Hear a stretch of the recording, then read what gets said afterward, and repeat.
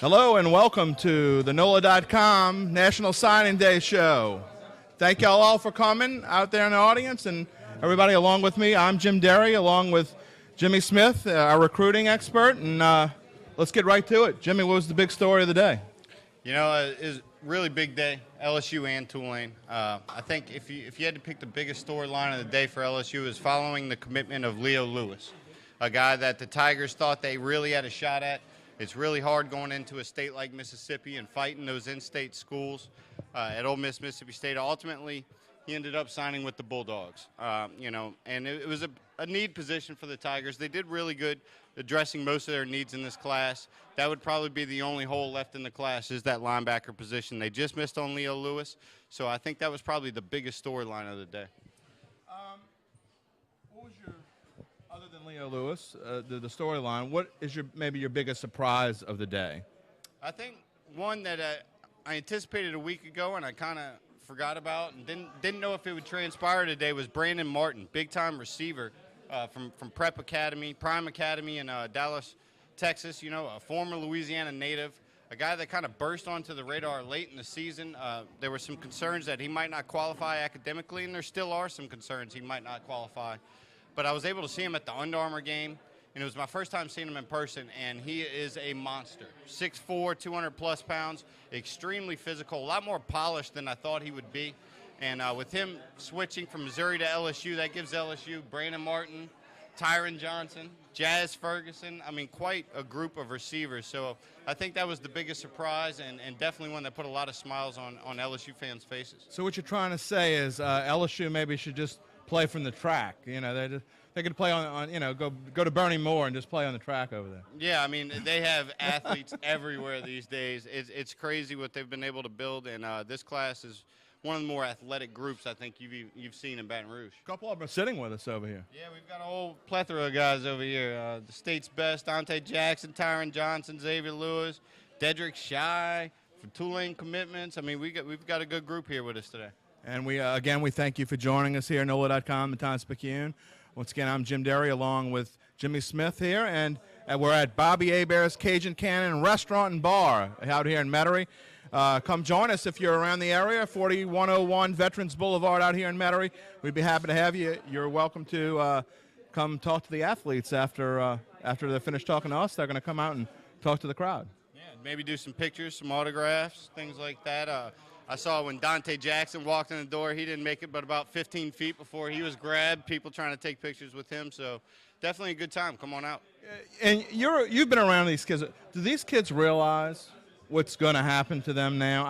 In high school, yeah, you get, people want to talk to you, and I got to talk to Dante Jackson, I got to talk to Xavier Lewis.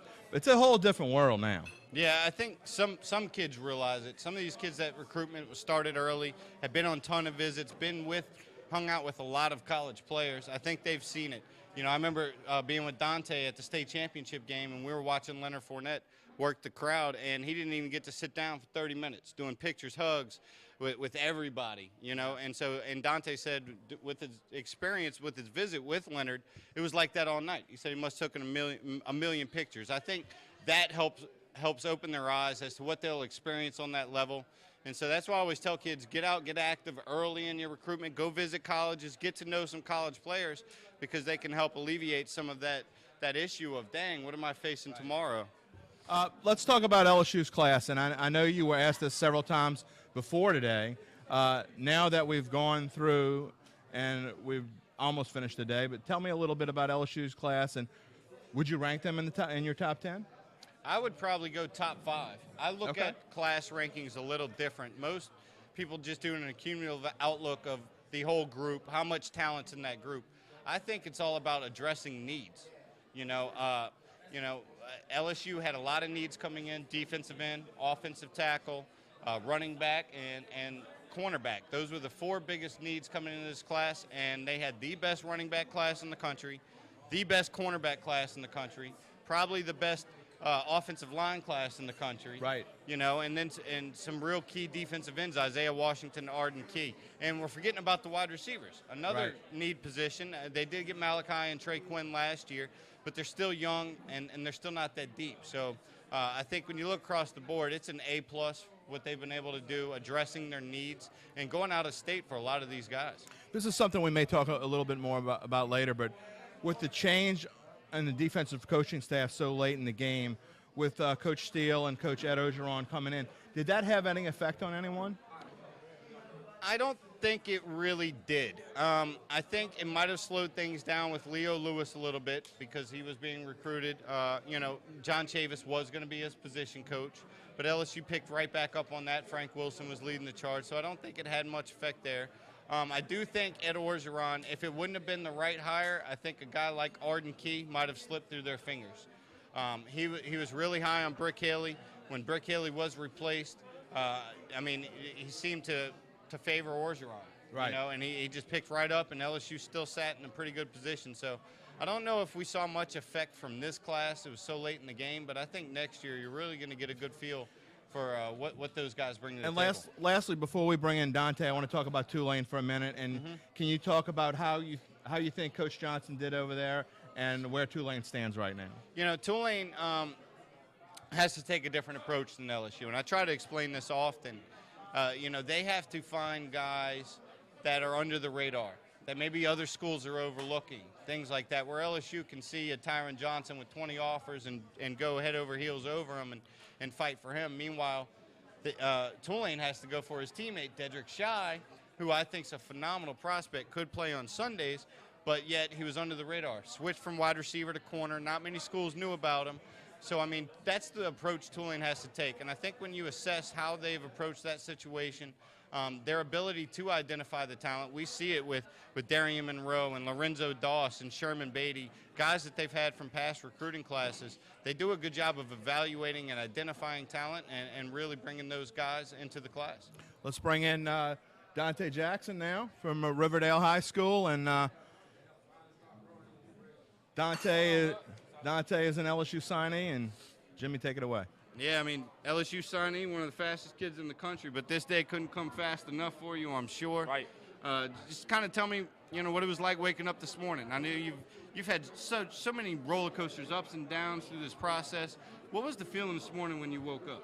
Well, I had to wake up extra early. I had to be on some radio shows when I woke up, but I was good. I felt I slept good. I slept on it. I felt good. I felt like when I woke up I was tired, so I was good when I woke up. So I know you were torn going into your decision. Georgia made a very strong push. Jeremy Pruitt, somebody you built a very good relationship with. Ultimately, you chose LSU. Were there any second thoughts after your first commitment? Leading up to you actually sending in your letter of intent, did you kind of wonder if you made the right choice or waver at all? I knew 100% I made the right choice. Like you said, I built a good relationship with the guys at Georgia, the whole coaching staff, the players and stuff. But I felt like the love was much deeper at LSU, and I felt like why not stay home and I can do everything that I can do out of state. I can do it in state. And I just want to compete for national championship, and I felt like I'm around a great group of players at LSU to do so. I was able to kind of be with you in the beginning of your recruitment and watch you go through it. And I remember right around July or August, you kind of felt like Georgia had a lead. They kind of pulled away. I don't want to say pulled away, but they established themselves as a leader in your eyes. LSU was still a close second. What did LSU do in those coming months to help close that gap and ultimately seal the deal and earn your signature today? They pretty much showed the need, and they showed the determination to sign Dante Jackson, and that's all I was really looking for. I always was a huge LSU fan, and all I needed for them to do is just show that they needed me and show that they wanted another great player to send to the league and help compete with the national championships for them. That's all I really wanted to see, and when they showed that. When Coach Frank, Coach Raymond, Coach Miles, they all called me and talked to me day in and day out. That kind of helped them push up, because they showed that they wanted me, showed that they needed me a lot. So, how big of a factor was Frank and Corey Raymond in your recruitment? Oh, that was a huge factor. Knowing that I built a good relationship with a guy that's like somebody I look up to, like Coach Frank, somebody I really look up to a lot, and Coach Raymond, just building a relationship with the guy that I'm going to be around most of the time, and just who I'm going to spend majority of my time with, and who's going to coach me and stuff like that. Building that relationship was special, And I think having that bond is something good going in. Well, you'll be enrolling soon. Yes, sir. And, ultimately you were recruited by almost every school as a cornerback. I consider you to be probably the nation's top return prospect in the return game as a punt kick returner. But you're also dynamic as an offensive player, and this is something that's been brought to your attention recently by Les Miles, by Cam Cameron, Frank Wilson. What are your thoughts about trying to do a little bit of everything at the next level? Is that something that interests you, playing both sides of the ball? Yeah, that's something that interests me. But I've been talking just as much. I've been talking with Coach Steele about defense, and he's just ready for me to get in and come make an impact immediately on a corner spot. But I've also been talking with Coach Cam. About playing some offense, and Coach Miles even said in his press conference earlier that I'll be playing both sides of the ball in as a returner. So I'm pretty excited about it, to see how they're going to use me and stuff like that. It's pretty exciting and nerve-wracking, actually, to just get in and get ready to compete, really. I know your buddy Tyron, y'all are real close. You, Xavier, all real close. And all three of you were kind of torn throughout your process. Was there a time where y'all came together and said, you know what, guys, let's just do this thing here. Let's stay here in Louisiana and do it. Was there like a conversation or a point where it just kind of clicked that, you know what, we're just going to stick together? Yeah, it was a point at a time. I think like right before we all left to go to our All-American games, we just thought about it, why not, stay home and do it. There's a lot of talent out there in other states who's going to play for their state, so why not we just get out there and do it for the boot and help Coach Miles and the Tigers bring home a national championship. Dante, I do have a question for you. You talked about growing up being an LSU fan. Does that, going through the recruiting process, does that play into it at all? That plays into it a lot, actually, because you wanna play for somebody and play for a program that you always been growing up knowing and always been growing up wanting to play for, and always just as me as a child, I always wanted to play in Death Valley. Watching the Eric Reeds, the Tyron Matthews, the Patrick Petersons, watching those guys and being a corner, DB actually it makes me just want to get in there and just do the same thing they did and kind of repeat history, send us in the first round and stuff like that, win Thorpes and stuff. And Coach Miles has been around since you were pretty little when Coach Miles came on. And he came on. So I'm guessing you were about 8 or 9 years old when Coach Miles. So being able to grow up and watch Coach Miles, he's basically the main coach that you've known as the leader of the Tigers. Pretty much, yeah. When I first seen him in person, it was kind of like a surreal moment for me. It was kind of like starstruck, and then I kind of like got used to it. Like this guy really wants me to come play for him, And it was kind of a big deal back then, but now it's like I just can't wait. And now signing on that paper just morning, I'm officially gonna be playing for one of my favorite coaches. How often do the coaches talk to you and during since you've signed, do they talk to you on almost a daily basis? Yeah, I talk to my coaches every day. Every day since I committed, before I committed, I talked to LSU. I can honestly say I talk to them every day. What kind of things do they ask you? Just making sure I'm good, making sure I'm all right. Just small stuff like telling me good morning when I wake up and stuff like that. Just small stuff that it plays a big part. It's a difference. It makes a big difference. One thing I asked Jimmy earlier was being at Riverdale and playing your schedule. You're the big man on campus at Riverdale. Do you have any idea, can you possibly have any idea what you're going to now? I kind of do, but then I kind of don't. I know it's going to be exciting for the fans to get me in there, but I know the players just going to probably going to want to rip my head off and just show me that it's a different ball game, but I'm ready for that. I'm ready to compete. Jimmy, any final thoughts about Dante before? No, man, I just want to tell you it's been a pleasure following your recruitment, letting me in the way you have. I thought you've handled everything extremely well. And one thing I have to ask before you go, because I had a lot of messages, where did you get that hat? Because I had a lot of LSU fans texting me, emailing me after your decision, wondering, where did Dante get that hat? So I promised I would ask. Strictly confidential. All right. Dante, thanks for joining us. Dante Jackson, everybody, Riverdale High School, now an LSU Tiger. Thank you, Dante. Yeah, let's talk a little bit about Dante. It's just you and I now. What made him so special in high school, and where do you foresee him at the next level? You'd be hard pressed to find a guy more explosive and fluid than Dante Jackson. You know, I think 10.36, if I'm not mistaken, is his 100-meter best time, which is phenomenal. You know, state champion in 100 meters. And when you hear people say he's a track guy, you know, I don't know how it translates to football. He's got straight line speed. That's because guys that are really fast straight line usually don't move that quick laterally. Dante's got exceptional lateral quickness. So I think when you put his whole physical package together, you know, he's filled out nicely. He's pushing 5'11" now. He's added some weight and some strength. And then with his competitive drive, his desire to be great, his work ethic, his attention to detail. I mean, I was able to watch him in a lot of different elements this year, and I saw how coachable he was, how quick he picked things up. And I mean, here's a kid that has never really played a position. He's played every position. But yet, if you throw him out there in a camp setting and he's going up against some of the top receivers, you'd think he'd been playing corner his whole life. You know, he's just a natural football player. And you think, is he the kind of guy who will fit in right away, or do you think he might have to wait a little while? I think speed kills. You know, the best thing to help you transition to the college level is if you're fast. You know, I think he's going to see the field right away, whether it's kick and punt returns, in some nickel dime packages at corner until he gets a little more accustomed to the playbook, and then they can maybe even move him outside at corner in situations. And even on the offensive side of the ball, when you've got a guy with that type of speed, ball skills, creative ability in the open field and the things he can do, you're just going to try to find ways to get him the ball. So I think he's one of the first freshmen in this class that sees the field for LSU. Well, next up, I want to bring up Rummel's Christian Fulton, and I've seen Christian play a few times this year and made quite an impact in both the season finale against Brother Martin and against St. Thomas. That wasn't St. Thomas. It was Turling's Catholic. Turling's Catholic made a big play in that game. Happy to bring on Christian Fulton. Take it away, Jimmy.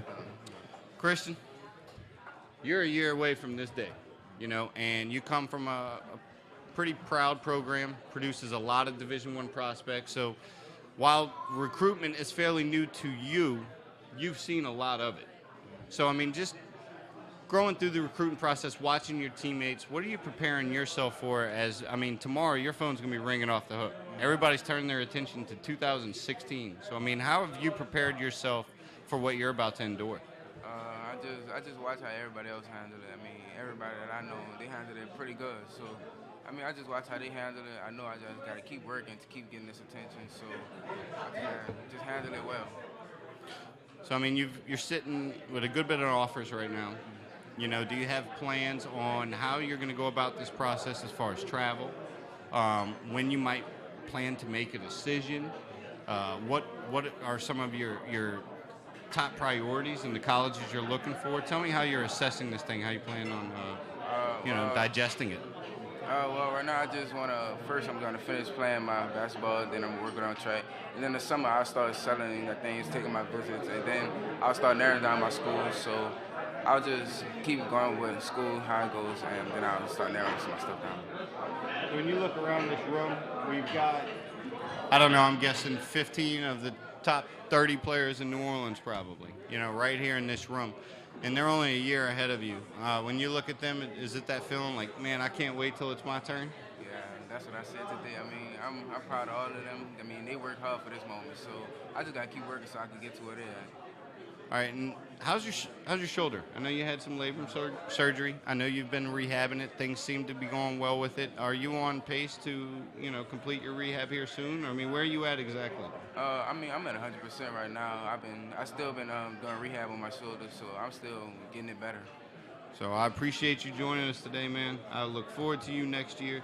You had a monster junior season coming off the injury, a lot better than people expected with what you endured. I appreciate you joining us, and when we come back next year, we'll be sitting here talking about what college you chose and why. All right? Christian Fulton, everybody. Christian Fulton from Rummel. All right. Thank you. Thank you. And we're here tonight, once again, Jimmy Smith and I are here. I'm Jim Derry, along for NOLA.com, the Times-Picayune. And we're here at Bobby Hebert's Cajun Cannon Restaurant and Bar. Beloved New Orleans Saints quarterback Bobby Hebert is throwing his helmet into the restaurant arena with a flair uniquely his own. Bobby Hebert's Cajun Cannon Restaurant and Bar is unlike any restaurant in the area. by combining Louisiana sports culture and authentic Louisiana food at Bobby Hebert's Cajun Cannon Restaurant and Bar. You can chow down on savory selections like char-grilled oysters, crab cakes, or his signature deluxe bow burger. Located at 4101 Veterans Boulevard and open 7 days a week for both lunch and dinner, Bobby Hebert's Cajun Cannon Restaurant and Bar offers a unique and fun dining experience for the entire family.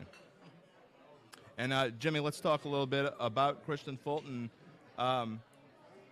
You know, he's made some dynamic plays for a team that has won 2 state championships while he's been there, and came so close to making another state championship game. What do you see in Christian Fulton?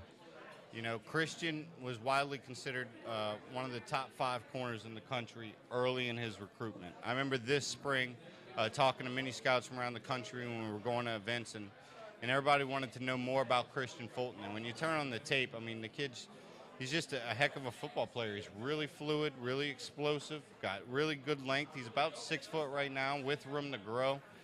Really good ball skills, toughness. I mean, there's not really a flaw in his game.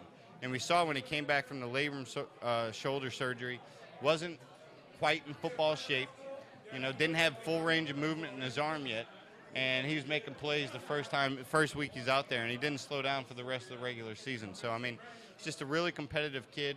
One of the better pure cover guys that I've seen at his age in some time, and I think he's going to be an exceptional football player at the next level. Well, I would have liked to have seen him go up against our next guest here. We've got several Warren Easton players here tonight who have signed all over the place, and our first one, we're going to stay in the SEC, but going to move away a little bit from LSU. We're going to move out west a little bit and go out to Texas A&M and to a quarterback and Deshaun Capers-Smith. And Deshaun Capers-Smith of Warren Easton High School headed to Texas A&M, and I got to say, I don't think I've ever seen a quarterback put up the numbers that you put up in high school. Absolutely absurd numbers. Man, it's just, it's a blessing to be so competitive and, show off that what I can do to play on the next level. But, I switched over to playing defense. John hurt after throwing for 4,400 yards or whatever? I mean, I was waiting on a lot of colleges, to take a look at me to see if they wanted to offer me as a quarterback, but, they never looked at it. Jimmy? Go. Yeah. I mean, you said you're going to make the transition to corner. Mm-hmm. I mean, I think you could play a number of skill positions. You could probably play on the offensive side of the ball. If you did have your preference, what position would you be playing? Probably quarterback. Right. Is it the leadership role? Because I've seen you work, and I see how you like to stay calm, cool, let the guys rally around you and kind of feed off of your energy, you know what I mean? So what is it about the quarterback position that's so intriguing to you? I mean, everybody wants the ball in their hands, but that's a big role to play. So that's a lot of shoes to fill because at the end of the day, the game might fall on you. So, that's a big role to step up in. And honestly, I've been playing it all my whole life growing up. So, I'm just used to it. Texas A&M's tried to make a habit of coming into Louisiana to grab some of its top players. Speedy Noel's over there. They have some other guys on their roster. Was that important for you to know that there is some familiarity with Louisiana prospects at that school and that you might have some guys that you could kind of click with and get to know that are on the same level with you, that grew up from the same area? I mean, yeah, that's a big thing, but honestly, it's not about the area. You got to meet a lot of people, to be calm with. So with that, I mean, meeting Speedy and Noel, they got Dwayne Thomas that just came in, and a couple more people, and Kendall Bluff. So, that's big. And what role did you play in Kendall Bussey? I knew y'all were longtime friends. I think y'all played park ball together growing up. What role did you play in flipping him back to Texas A&M side? Because it was not that long ago he committed to Tennessee. It looked like it was a done deal. So, I mean, I'm sure you were in his ear and played a little role here. So what was your role? I mean, Kendall Bussey, he been there with. But with that, I honestly didn't know at first. So, that was a big shock. Now, a lot of guys are going to see a different level of talent that they're used to competing against. You've had the luxury of lining up against a lot of Division I prospects at practice every day. Do you think about how that's going to help you transition to the game? I mean, a lot of guys have to adjust to the speed of the game, but you're used to seeing that type of speed on a regular basis. Do you think you have an advantage that maybe some other kids from other programs don't have? Probably so. You can't really say, but because the next level is another fast thing, and on from now, it's just you gotta be on your game. So, with that, probably say, we got Tyron Johnson, who else? Devin Glenn, Jeremy Francis, Dedrick Shaw, Darryl Clark, Arthur McGinnis, and Kendall Franklin. That's a lot of talent, and Darren Holmes. So one of those fast, man. But checking them guys, it's good.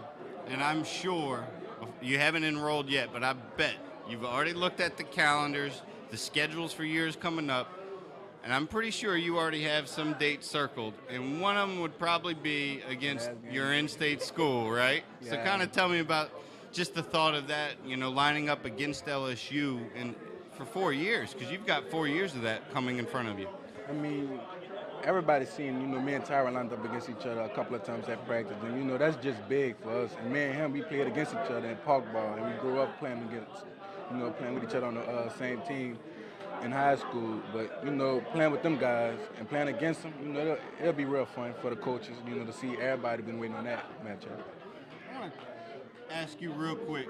There's a guy I've been really high on for some time, and I'll probably talk about him 3 or 4 times a day before we bring him up. I want you to talk about your teammate, Dedrick Shaw. Dedrick was under the radar in his recruitment, played quarterback most of his career, receiver, switched to corner this year. What do you think this guy's future is? And tell us a little bit about him as a player and a person, because he's pretty goofy as a person. Yeah, man. Dedrick, always keep a smile on your face. He's a goofy person, but with Dedrick was a big role of the team, too. He came up big playing defense for us. And, he was a shutdown corner for the first year. And that's shocking to the world to see that a receiver come on so quick to play defense and, just shut down everything. And that's a big role. Talk about the role that Coach Hull's played in your, growing up, I guess. And I saw you play as a junior, and the difference between you and a junior and a senior is night and day, and how much you grew. And talk about playing for Coach Hull. Man, Coach Hull is one of the best coaches you could ever think of. Coach Hull helped us get a long way. We helped him back by getting him to the state championship. Because I think his first 8 years, it wasn't good. My first 4 years there, my freshman year, we went 4-6, first round out of the playoffs. And that was 2 years straight. We came back my junior year, third round. Now, fourth year, we finished off in the state. But, man, we just giving back to him. Talk about that state championship game, and one of the best games I've ever seen. And, Tyron made a play in there that, leaping over a defender. Oh. And, how many times did I watch that play? We watch it a lot. He tweeted it out, put it on Vine, but He makes you watch it a lot, doesn't he? yeah. He Tyron. But with that play, man, that was big. And I guarantee if he would have stayed up, nobody was gonna catch him. He would have scored. What will you take from that game? Obviously, it didn't go the way you wanted it to go. But what will you remember, maybe not even so much during the game? I've seen the film of Coach Hull talking to y'all after the game, and, I tear up. I tear up watching it. And tell me how you felt about that moment and that day.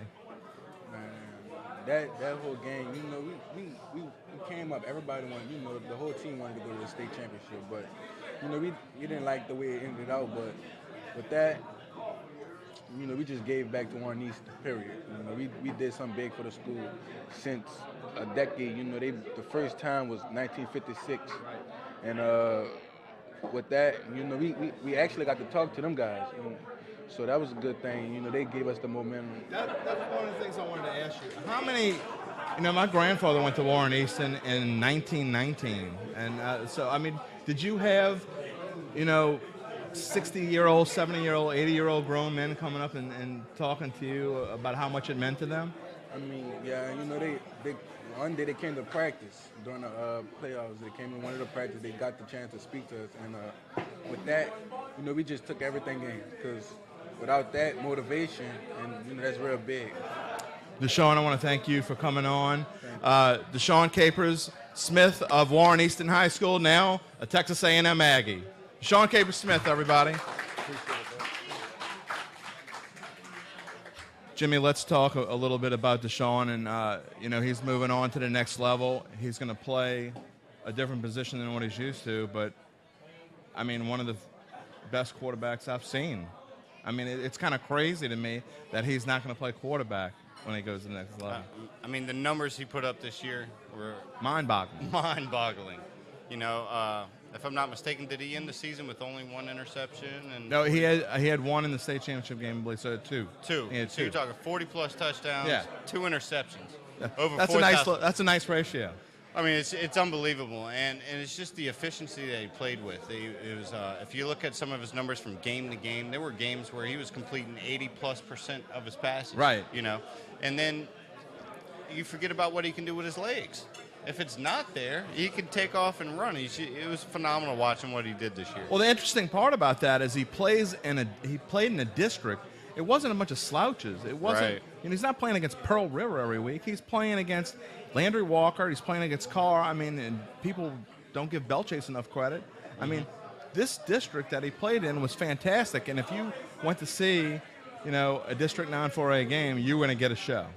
Yeah, and I think it showed when they got to the playoffs. You know, they were battle tested, and even in that game, in the state championship game, he was scrambling for his life on a lot of those plays. Right. But he stayed poised, composed throughout the whole game. Gave his team a chance to win in the end. You know, everything you would want in a quarterback, he's brought to the table and put forth for his Warren Easton team, and they're definitely going to miss him. Let's talk about his school, Texas A&M, and how did they do today, and what worked best for them? You know, Texas A&M, it was probably an up and down, middle of the road recruiting class for them. I think they hoped they did a little better on the defensive side of the ball, especially. But I think they've definitely added some nice pieces that's going to help them contend in the SEC. And Deshaun himself, you know, he's a very instinctive football player.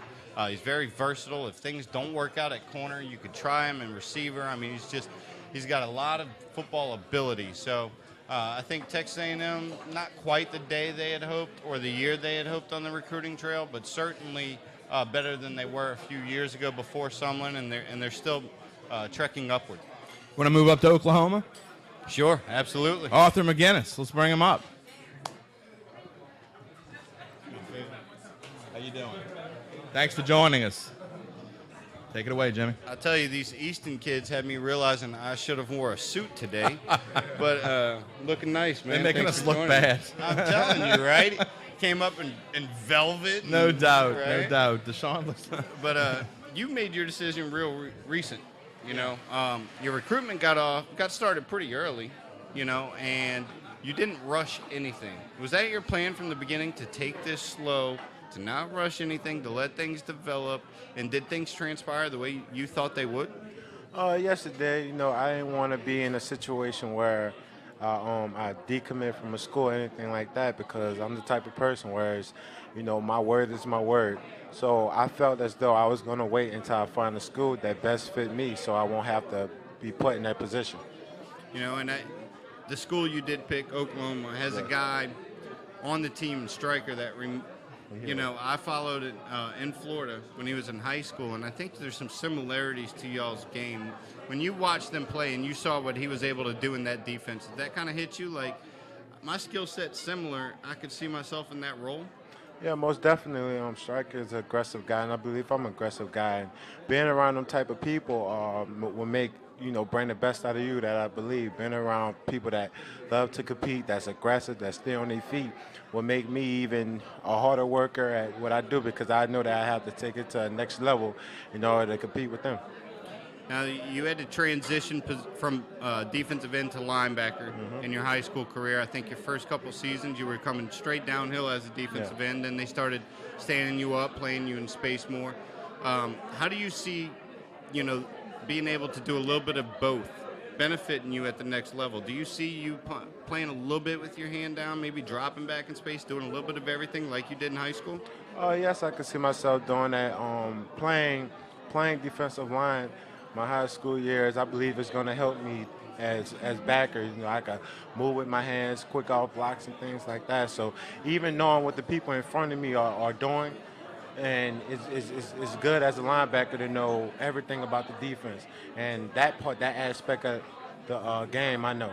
So being a linebacker, you know, like I say, you need to know everything. And So you ended up picking Oklahoma.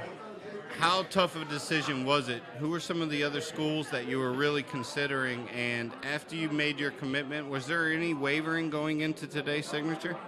No, it wasn't. No, it wasn't. But some of the schools that was up to was Texas Tech and Arizona. You have a lot of teammates going to Arizona. I'm sure they were recruiting you a lot. I mean, how difficult was it to hold these guys back a little bit? It was very difficult. You know, they was on it. But you know, at the end of the day, they told me, you know, look, we gotta do what's best for you, and I love them guys for that. We talked a little bit about your district and how tough it is. As a defensive guy, how tough was it for you going up against the Cars and the Landry Walkers? And like I said, Bell Chase is underrated. Andrew Hicks over there. Talk about what it was like to play in your district. You know, this year, you know, it was tough. But everybody, think about this district. Everybody compete. You know, they got, you know, Clark had a tradition, and you know, some other schools got a tradition, and us coming out and you know, competing with them this year, making it all the way to the championship, you know, really show that, you know, Easton is really competitive in that type of nature. And being able to grow up in this system, like I asked Deshaun, from your junior to senior year, you know, you guys were able to progress a little bit every year. How do you feel about where you are right now and ready to go to the next level? You ready to step in and go right away? Yeah, I feel great about myself, and I feel like I'm ready, but I can always get better. Last question, and this is something I've been asked a lot. You know, I never called you to bother you about it, but a lot of LSU fans consistently ask me, what was the level of interest between the Tigers and Arthur McGinnis? Was there contact during the backstretch here of your recruitment? Yes, it was. Coach Shavers, you know, he moved to Texas A&M. But, you know, at that time, Coach Shavers was loving me when I went to the camp and showed out he was loving me. And we were talking ever since then. But, you know, I always have love for LSU. That's my native team. And as far as me liking the school, liking the recruitment, things like that, I had very much like for LSU. I did. Would it be safe to say, had they offered, it could have ultimately changed some things for you? In that aspect of it, we would never know, you know. So that yeah, we would never know. Good answer. Very, very politically correct answer. Well, thank you for joining us up here. Arthur McGinnis, Warren Easton High School, now an Oklahoma Sooner. And we're going to have, look, anyone that's here, you're more than welcome to come up. We have the athletes are able to sign photos and take photos with them, and you sign autographs. So come on up. If anyone can come on up, and we're welcome to have you. Yeah, please do. We have Sharpies, footballs over here. I was telling the guys to practice their penmanship and you know, before we got started here. There's probably, I would imagine, they haven't signed many autographs at this stage in their career, but that's one of the things they're going to have to get accustomed to. Well, they'll sign a couple more than I've ever signed in my life today. So we're here once again, James Smith, along with myself, Jim Derry, for NOLA.com, the Times-Picayune. We're here at Bobby Hebert's Cajun Cannon Restaurant and Bar. And if you're anywhere near the area, come on and join us. Beloved New Orleans Saints quarterback Bobby Hebert is throwing his helmet into the restaurant arena with a flair uniquely his own. Bobby Hebert's Cajun Cannon Restaurant and Bar is unlike any restaurant in the area. By combining Louisiana sports culture and authentic Louisiana food, at Bobby Hebert's Cajun Cannon Restaurant and Bar, you can chow down on savory selections like their famous crab cakes, delicious pastas, or the 7-patty cannon burger challenge. Located at 4101 Veterans Boulevard and open 7 days a week for both lunch and dinner, Bobby Hebert's Cajun Cannon Restaurant and Bar. It's Metaire's new #1 restaurant. And next up, we're gonna stay in that area. We're gonna go back to the SEC. We're gonna bring up another Rummel guy, and we're gonna go to Missouri. And Terrell Jacobs is joining us. And Terrell, thanks for being on the show. You were committed for a while and made a decision pretty late in the process to kind of draw back your initial commitment to Oklahoma and kind of open things back up. What led to that, and how difficult was that time for you to make that decision and then basically almost, I don't want to say scramble, but have a limited amount of time to figure out what you wanted to do from there? The situation was, by Oklahoma having a losing season, a lot of players. No, you're good. a lot of players were coming back and returning, and the chance of me playing early and getting a lot of playing time was like slim to none. And from there, that's what made me open back up my options. And plus, they was talking about a lot of coaches getting fired, like Coach Stoops and my D-line coach and a lot of coaches. And, you know, it was an unhealthy program at the time. So me and my family decided that'd be the best decision for me, you know, to decommit for as like having more offers and more options instead of just Oklahoma. When you did officially decommit, make that announcement, how did that change things? Was your phone ringing a lot more instantly overnight? I mean, did new offers start coming in? How did things change when you did pull back from your commitment? A lot of things changed. Well, it really didn't change that much because it just basically like picked up from where it left off. Because once I committed to Oklahoma, I was so solid because I'm a solid person with any squad I signed to. A lot of coaches, they just backed off. All the big schools are just coming at me, just was basically like landing on the table. But at the time when I decommitted, a lot of spots were starting to get filled up. So I had to make a quick decision. And for me, I wanted to make a smart decision for me and my family, you know, and where I have the best opportunity to play in that. Was the SEC appealing to you? I mean, a lot of Louisiana kids, you grow up watching SEC football. Whether you like LSU or not, they're on TV. You get to see Ole Miss, Alabama. The fact that Missouri was in the SEC, did that play a factor? Because I often hear that from kids, you know, that pick SEC schools, they really just wanted to play in the SEC. Did that matter to you at all? No, I'm going to be honest. For me being from Kenner and then like how I grew up, it just was like what was the best fit for me. I didn't really care about what school I was going to. I just wanted to go to a winning program and, you know, beat the best school. And for us, Missouri, they check off on the list. They got the best D lineman in the nation. And they sending everybody first round every time. So I want to play with the best of the best, and then I want to be coached by the best of the best, which is Kulikowski. People call him Coach Cool because his last name hard to pronounce, but he the best D-line coach, won the D-line coach of the year, and I felt like that'd be the perfect home for me. Bro, you talk about the best of the best, and you played at a school that won 2 consecutive state championships. You came this close to going to another state championship game. What did it mean for you to play at Rummel, and how has that made you grow into what you are? It made me a lot. Before it's like making me and informing me is my parents, you know. From the jump, you know, it come from home training. And then from there, like the school, you know, it teach you how to discipline, like to wake up 5 in the morning, you know, be physically ready to go in the college program.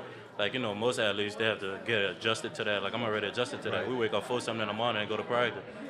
And playing for Coach Roth, a man that's been around this game for a long time, one of the veteran coaches of the around the city. And what was it like playing for Coach Roth? It was awesome. Also, my D-line coach, you know, D-line coaches don't really get like heard of that much, but I got one of the best D-line coaches in the nation. And I'll put that on anything. You give nice Coach Roth. There's no doubt about that. And, you know, playing in the Catholic League, you know, you're going to the SEC to play the best of the best. You played the best of the best in the New Orleans area playing in the Catholic League on a weekly basis. What will you take from your days of playing such tough competition throughout your career in high school? I definitely would take my work ethic because, you know, nobody selects. It's all about the man that works hard because talent beats skill any day. And that's one thing my mom would tell me, and how I grew up, nobody going to never give me nothing. I always had to work for everything, for a scholarship offers to everything. And my mom had to do that ever since I was younger, so it just motivated me to be more hungry and be a hungry player. Well, we thank you for joining us. And Terrell Jacobs, Rummel Raider, now a Missouri Tiger.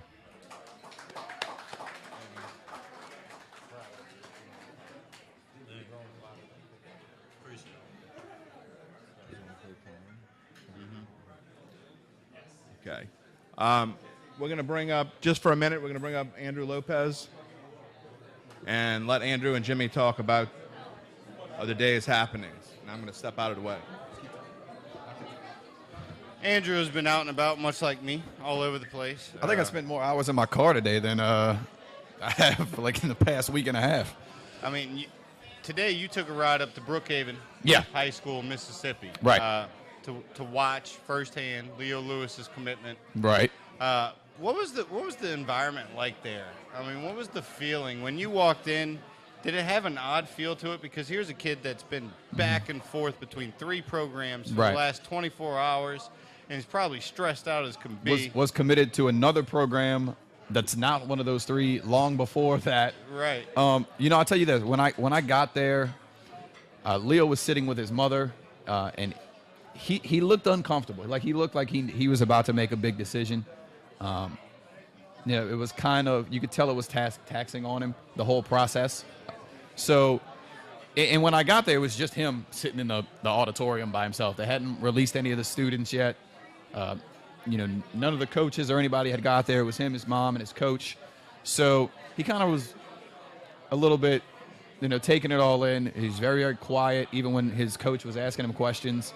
Kind of stood there and just, yes, sir, no, sir, yes, sir, as the process went on. And, it was kind of a telling thing. And then they bring in the senior class and his football teammates, and coach allows him to talk. And when he announced Mississippi State, there was a huge maroon-white chant. I think the room really was happy that the Mississippi boy was staying in state. So, tell me a little bit about what you've gathered, from around throughout the day. We've both been on the phones. We've been watching Twitters. What are some of the storylines that jumped out to you today? Some maybe whether it was surprises, some funny things. I got a kick out of Amon Marshall's commitment through a music video. Yeah, which actually it's really funny. We talked about this last night with Jarrett Roser about doing a music video with that's right with Trey Jackson and Malik Antoine just last night, and then he goes, we're talking, oh my God, nobody's ever done that, and then Amon Marshall comes out and does it today. That was kind of like a weird thing to me, only because, like I said, we were talking about it last night. Everything else that was kind of just going on with everything, I like the fact that Tulane is what they're gonna do with their next year's scholarships. They took 17 kids, just very low, especially for them, especially what they had to deal with at this time. So the fact that they're only going to bring 17 guys in, that allows them to kind of stack up a little bit for next year. This was the last class, really, that was affected by, the Toledo era, if you will, in terms of who was where. So I think that's something to watch going forward, because I think Tulane can now make a bigger splash next year, maybe take a couple of more projects, but still kind of make the splash that they need to, and that Curtis has been trying to make the last couple of years. We have a few Tulane prospects here today, a few Tulane commitments, a trio from Warren Easton, running back, all-purpose back, Devin, the Jet Glenn, I see walking behind me now, Dedrick Shy, Jeremy Francis. So I'm going to bring these guys up. Guys, we only have one mic for you. So I guess as you talk, maybe we'll just kind of rotate this mic around, maybe kind of bend around this table, if you will. You three are staying home. You three are staying home. You each had other opportunities to leave and go elsewhere. Starting with you, Dedrick, before you committed to Tulane, you thought you might be heading to Memphis. What was it that helped sway you to stay here? And how excited were you at the end of the day that you're going to be playing in front of your family and friends? Going to Memphis, they winning. It's a good program. But more than football, Tulane got a better degree. And I feel like we'd have built a better program at Tulane with my teammates. Did they have any influence at all in flipping you? I know these two have been committed to Tulane for a while. I mean, were they in your ear all the time, and did they have a positive effect? Yeah, Devin and Jeremy, they should be coaches. They're real good at it. They're the reason why I committed. How important was it for y'all to bring some of y'all are such a tight group of guys in general. So I mean, how important was it for y'all to get some of your teammates on board with you? I'm gonna start with you, Devin. It's great because we all played against each other in park ball, and we played on the same field in high school. So it'll be a great experience for us to play in college today. Now you're an all-purpose back, which in today's game means you're pretty darn valuable because it's spread offenses and things like that. What impact do you think you're going to be able to make early in your Tulane career, whether it be punt returns, kick returns, in the backfield, slot receiver? How do you see yourself transitioning to the college level? Well, Coach CJ mentioned me as being like a pros player, so I could run some balls out the backfield, catch some passes, some punts, kick returns, whatever. I'm sure that appealed to you being in New Orleans, watching Sproles all those years. I mean, when you hear things like that, does it kind of make you feel good? Like, here's a guy that's coached at the highest of levels, and he's comparing you to one of the most dynamic players in the NFL today. Oh yeah, it kind of makes like my body tingle, for coach to see that in me. Like I'm a small guy, and like a lot of schools overlooked me. So it's great that he saw something in me that other schools didn't. Jeremy? I love this guy right here. I don't know why. I love Jerry to death, man. I always have. He's always looking nice too, man. But I know you played a big role in getting this kid over here to commit to Tulane, Dedrick Shy. I mean, y'all are like brothers. The whole team as a whole. How important was it for you personally to get him on board, knowing it was a tough battle with Memphis down the stretch? It was real important because me and Dedrick, we played like in high school, man. We had our own thing we would do, our own dap, own signals, everything for everything we do. So us going to college together, it'd just be easier because like this is already that a chemistry or whatever, like that. Now, on that team, there's a ton of New Orleans area guys. I mean, is that appealing knowing that you're going to be playing with almost 2/3 of that roster? Seems like they're from the greater New Orleans area. I mean, was that an appeal to you? It felt normal to me. How about you? Well, no, not really. Like most of us come from the same place, so like we probably got the same mindset, the same dreams, and we just out to get it. Andrew, you've been covering prep recruiting for some time. I know you've probably got some questions for these guys. For Jeremy and Dedrick, talk about this is one of the areas for Tulane that has still excelled in recent years. Lorenzo Doss even leaving early to go into the NFL draft. How much did the success that those guys are having play a factor in your decision? Let Jeremy go first. Let Jeremy. He wants you to go first. Jeremy, you go first for this one. It played a pretty big role because Tulane losing a couple defensive backs this year, so that means spots opening up for us to come in and play early or whatever. So, How about you? What did that impact? See the success they've had in front of you. Did that impact you at all? Yeah, because most people think just because you go to Tulane, you're not going to the pros. But they had 3 freshman All-Americans. Perry Nicholson was one of them. Leonard Davis was another one. So, you just stay a ball out at Tulane, go to NFL, and have a good degree with it. All right, guys. Thanks for joining us today. Trio from Tulane. We're going to wrap it up. Dedrick Shy, Devin Glenn, Jeremy Francis, 3 future Green Waves. Give it up, everybody. Trio from Warren Easton. All right, next up we're going to bring up our 2 Arizona guys. We're just going to keep it up. Tell me a little bit about these 2 and just what they're going to bring up, when they're going out west. Arizona's really making a huge splash in Louisiana. I think they end up with 5 guys from the boot going out there. Yeah, I mean, out of nowhere. You're not used to seeing Arizona in this area. Arizona State's a school that's recruited here pretty well in the past, but Arizona's come in, really made a splash with guys like these 2 here.